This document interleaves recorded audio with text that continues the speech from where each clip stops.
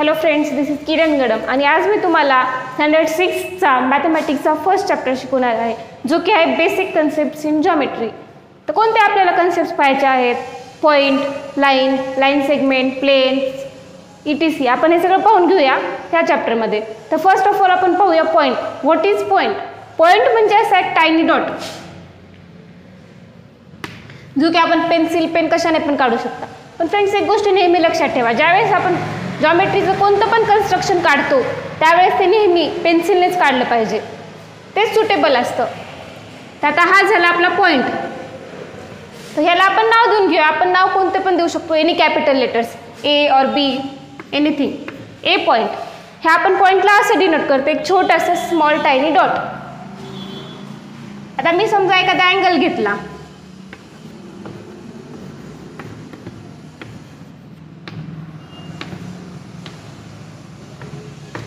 तर यामध्ये कोणते पॉईंट्स आहेत? Point A, point D, point B, point C, हे झाले आपले पॉईंट्स. पुढे काय आता? Line segment.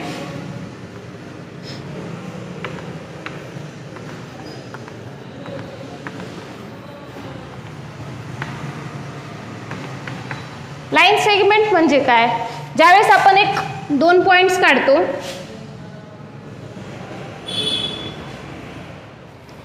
आणि त्याला आपल्या स्केलच्या मदतीने जोडून घेतो.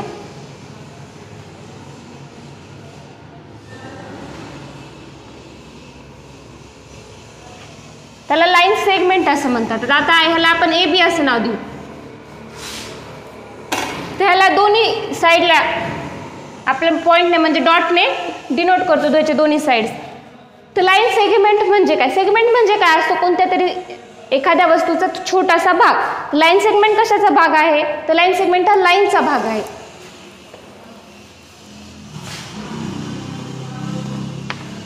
लाईन.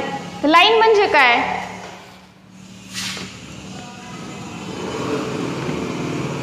तर तुम्ही तर म्हणाल हे दोन्ही सेमच दिसत आहेत. हां, हे सेम दिसतात, पण तुम्ही जेव्हा याचे एंड्स पाहताल त्यावेळेस ह्याच्या एंडला मी ॲरोने डिनोट केला आहे आणि ह्याच्या एंड्सला डॉटने. तर असं का? ही लाईन जर आपण पाहिलं तर आपण लाईन ही प्रत्यक्षात कधीच नाही काढू शकत. लाईन म्हणजे काय असतं? जे की इन्फायनाइटली वाढत जाते, त्याला अंतच नाही अशी. म्हणजे या साईडने पण किती पण वाढत जाईल आणि ह्या साईडने पण किती पण वाढत जाईल. पण आता आपण किती पण वाढवत गेलो तर आपल्याला लाईन म्हणजे काय हे पेपरवर दाखवावं तर लागेल ना. तर त्यामुळे आपण ॲरो डिनोट करतो. ॲरो म्हणजे काय? ॲरो काय दाखवतं? तर ती इन्फायनाइटली वाढत जात आहे हे ॲरो दाखवत असतं. आणि ह्याचा छोटासा पार्ट, आता लाईन PQ आणि त्याच्यामध्ये AB, तर ह्याच्यातला छोटासा पार्ट म्हणजे लाईन सेगमेंट. लाईन सेगमेंट म्हणजे त्याचं डिस्टन्स दोन्ही साईड ही फायनाईट झाले दोन्ही साईडने आणि त्याला एक स्पेसिफिक डिस्टन्स असतं, त्याला आपण लाईन सेगमेंट असं म्हणतो.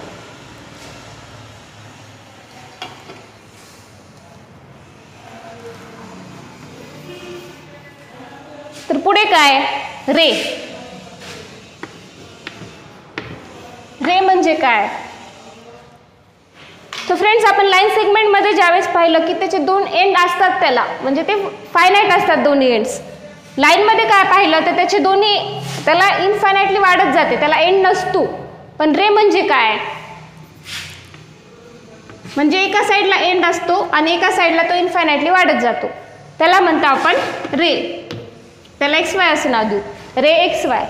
तर आता आपण एखादी टॉर्च बघतो त्यावेळेस त्याला स्टार्टिंग पॉईंट असतो, तो म्हणजे जे आपण हातात धरतो तो. आणि त्यात समजा आपण ती टॉर्च चालू केली तर त्याचा जो लाईट असतो तो किती पण पुढे वाढत जातो. म्हणजे त्याचे जे रेज निघतात ते इनफायनाइट असतात, त्याला आपण काउंट करू शकतो का त्याचा डिस्टन्स? तर नाही. ते झालं आपल्या रेजचं उदाहरण. अशी बॅटरी आणि त्याच्यातून असे रेज हे निघत राहतात, हे इनफायनाइट असतात आणि ह्याचा एक एंड तो फायनाइट आहे, त्यामुळे आपण त्याला रे असं म्हणतो. तर काय फरक आहे लाईन सेगमेंट, लाईन आणि रेमध्ये? काय म्हणता येईल आपल्याला? तर लाईन सेगमेंटला दोन एंड्स असतात, लाईनला एकच एंड असतो, लाईनला एक पण एंड नसतो आणि रेला एक एंड असतो. तर फ्रेंड्स, ह्याला कसं लिहितो आपण? Segment AB. पण ह्याला आपण सेगमेंट बी ए असं पण लिहू शकतो दोन्ही साईडने, कारण की याचे दोन्ही एंड्स फायनाईट आहेत आणि ते सेमच असणार. लाईन ए बी त्याला लाईन पी क्यू आणि त्याला पण आपण क्यू पी असं लिहू शकतो. पण रेमध्ये तसं होतं का? तर नाही. रेमध्ये ह्याला नाव येईल रे एक्स वाय. रे वाय एक्स जर म्हणलात तर ते चुकीचं असेल, कारण की ह्याचा हा एक्स जो पॉईंट आहे तो एंड पॉईंट आहे आणि वाय जो आहे तो इनफायनाईट पॉईंट आहे. त्यामुळे त्याला बरोबर आपण एक्स वाय असंच नाव देऊ शकतो, तेच द्यायला पाहिजे.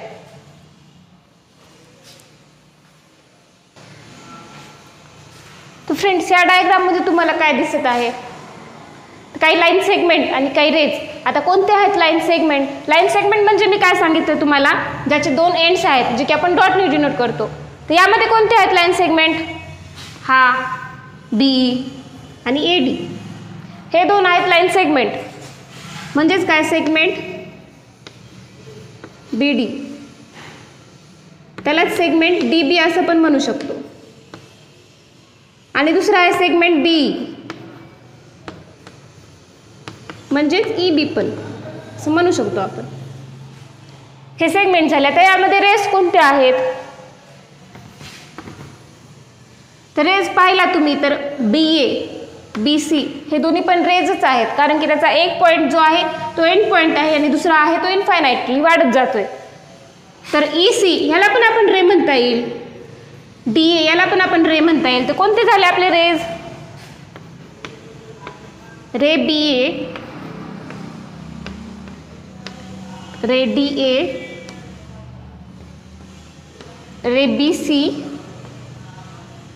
आणि रे ई सी. पण आता हा ray B A is not equal to ray A B. आपण ह्याला रे ए बी असं नाही म्हणता येत, असं कधीच म्हणायचं नाही. हे असं आपण तुम्ही सेगमेंट आणि रेज ओळखू शकता. ह्यामध्ये तुम्हाला कुठे लाईन दिसतीये का? आहे का लाईन? तर नाही, कारण की कोणतेही असे दोन लाईन नाही, म्हणजे कोणत्याच दोन्ही पॉईंट इन्फायनाइटली वाढत गेलेले नाही आहेत. हे आहेत पण हे जॉईंट नाही आहेत, त्यामुळे आपण ह्याला लाईन, त्यामध्ये लाईन कुठेच नाही आहे.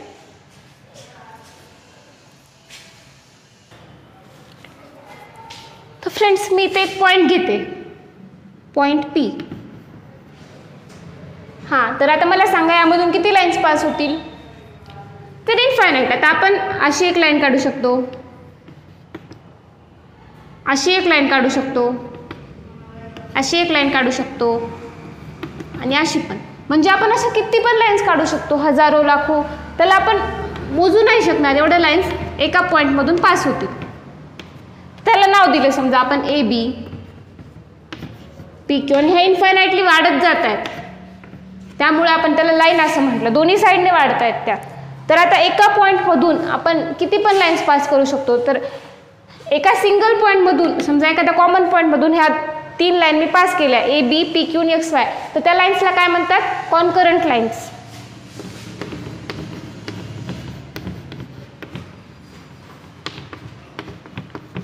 कॉन्करंट लाईन्स म्हणजे अशा लाईन्स ज्या एकाच कॉमन पॉईंटमधून पास होत आहेत आणि त्याचा जो तो पॉईंट असतो ज्यातून त्या पास होतात त्याला पॉईंट ऑफ कॉन्करन्स असं म्हणतात. तर पी काय आहे आपला? Point of concurrence.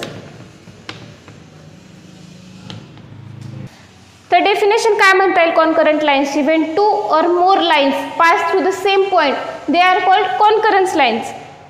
Concurrent lines, and the point through which they pass, the point is called the point of concurrence. आता हे झालं सिंगल पॉइंटचं. ज्यावेळेस आपण 2 पॉइंट घेऊ,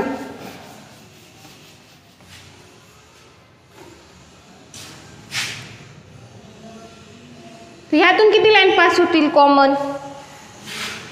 तर पाहायला गेलं तर आपण फक्त एक लाईन जाते या 2 मधून. आता दुसरी कोणती पण लाईन जात नाही. आता दुसरी पण काढायला गेलं तरी ह्याच्यातून जाईल किंवा फक्त ह्याच्यातून जाईल, पण दोन्ही मधून फक्त एकच लाईन जात असते.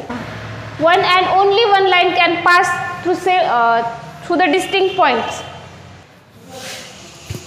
तर फ्रेंड्स, मी तुम्हाला काही पॉईंट्स काढलेले आहेत, तर आता पाहूया. आता जे एकाच लाईनमध्ये जातात असं आपण एक लाईन काढून घेऊया. त्यातून पास होणारे प्रत्येक पॉईंट्समधून.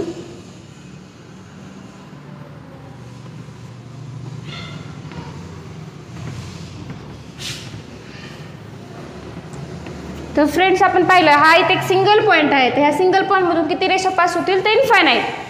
तर इथे 2 पॉईंट्स आहेत. तर 2 पॉईंट्समधून फक्त एकच रेषा पास होत असते. आणि ह्या लाईनमध्ये जर पाहिलात आपण तर 4 पॉईंट्स आहेत. तर आता ह्यामध्ये 4 पॉईंट्स आहेत. तर समजा एकाच लाईनमध्ये 3 किंवा त्यापेक्षा जास्त पॉईंट्स असतील तर त्याला आपण कोलिनियर पॉईंट्स असं म्हणतो.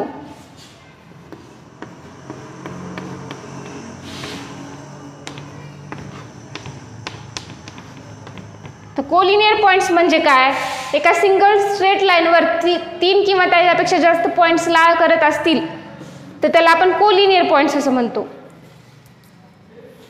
आणि आता हा पॉईंट इथे आहे, हा पॉईंट इथे आहे, ह्यामधून कोणती सिंगल स्ट्रेट लाईन पास होते का तर नाही. तर ज्या पॉईंट्समधून स्ट्रेट लाईन पास होऊ शकत नाही, आता हे समजा आपण हे 3 पॉईंट घेतले तर ह्याच्यासाठी एखादी स्ट्रेट लाईन येईल का तर नाही येऊ शकणार. तर त्याला नॉन कोलिनियर पॉईंट्स असं म्हणतात.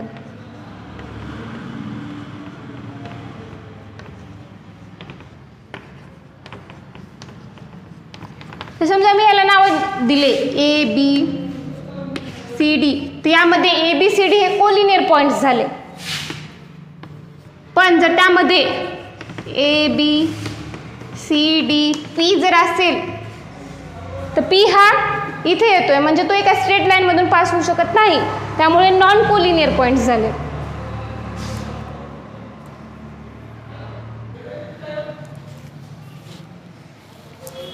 तर फ्रेंड्स आपण पाहिलं 3 or more points which lie on the single straight line they are called as collinear points. आता पुढे आपण पाहूया.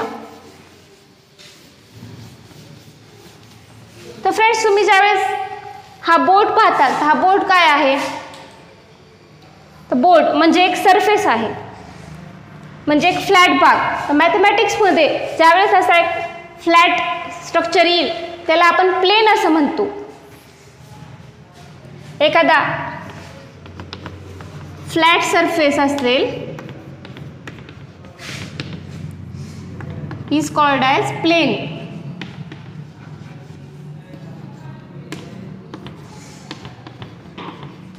एक चेअर घेतली आपण तर चेअर कशी असते, फ्लॅट असते, फ्लॅट सरफेस असतो, त्याला सुद्धा आपण एक प्लेन कन्सिडर करतो. आणि ज्यावेळेस आपण एखादा LPG सिलेंडर घेऊ तर त्याचा सरफेस प्लेन असतो का तर नाही, तो कर्व्ड असतो, असा गोल असतो, म्हणून त्याला आपल्याला प्लेन असं म्हणता येणार नाही. तर फ्रेंड्स आता हे समजून घ्या, हा एक प्लेन आहे, आपला बोर्ड म्हणजे एक प्लेन आहे. त्यावर जर मी अशा लाईन्स काढल्या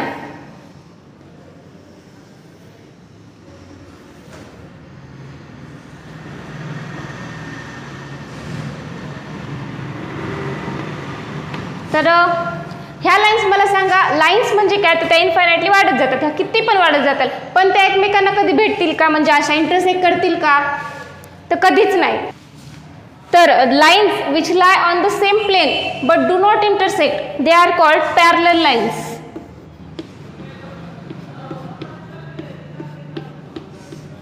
तर ह्या आपल्या पॅरलल लाईन्स आहेत.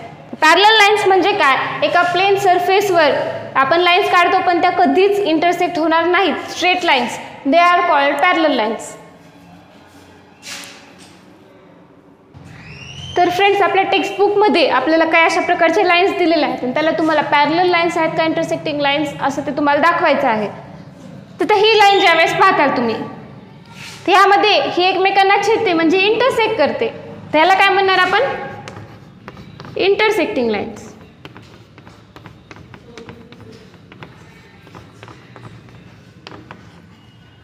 आता ही सेम प्लेनवर आहे पण ही पुढे किती पण वाढली तर इंटरसेक्ट होईल का, म्हणजे आता अशी ती स्ट्रेटली वाढत जाईल, ती कुठेच इंटरसेक्ट होणार नाही, म्हणून याला आपण पॅरलल लाईन्स, आपली डेफिनेशनच होती तशी.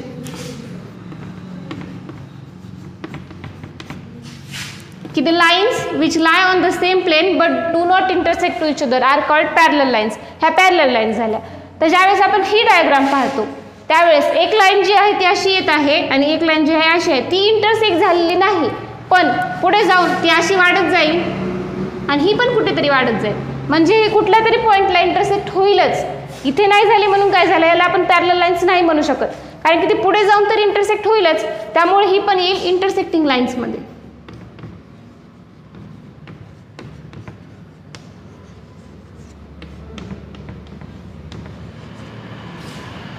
तर ही इंटरसेक्टिंग लाईन आहे, दिसतच आहे आपल्याला इंटरसेक्ट केलेलं. ही पॅरलल लाईन आणि ही पण इंटरसेक्टिंग लाईन येईल.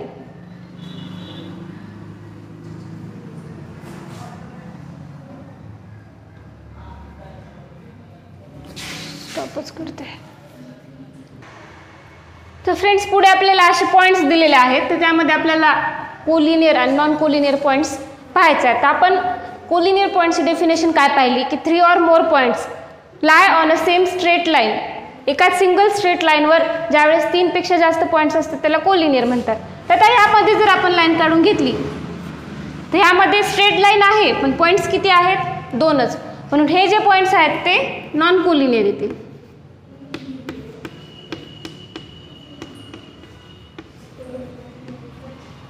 हां, तर ही लाईन ही पण स्ट्रेट लाईन जाते आणि ह्यामध्ये किती पॉईंट्स आहेत, 3. तर आपल्या डेफिनेशनमध्ये 3 किंवा 3 पेक्षा जास्त, म्हणजे यामध्ये 3 आहेत म्हणून हे कोलिनियरच येणार. हे का सिंगल स्ट्रेट लाईनवर लाय करत आहेत म्हणून त्याला कोलिनियर पॉईंट्स म्हणायचे.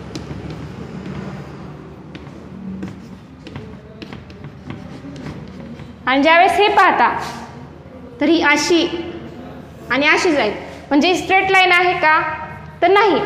ह्यामध्ये पॉईंट्स 3 आहेत पण लाईन तर स्ट्रेट नाही आहे ना, म्हणून हा सुद्धा नॉन कोलिनियर.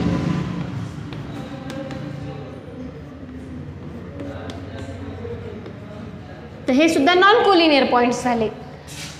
तर अशा प्रकारे ह्या चॅप्टरमध्ये काही बेसिक कन्सेप्ट तुम्हाला दिले होते. आय होप तुम्हाला सगळं क्लिअर झालेच असतील. त्याचा उपयोग तुम्हाला पुढे खूप होणार आहे. तर आपला जो प्रॅक्टिस सेट आहे तो आपण नेक्स्ट व्हिडिओमध्ये पाहूया. थँक्यू.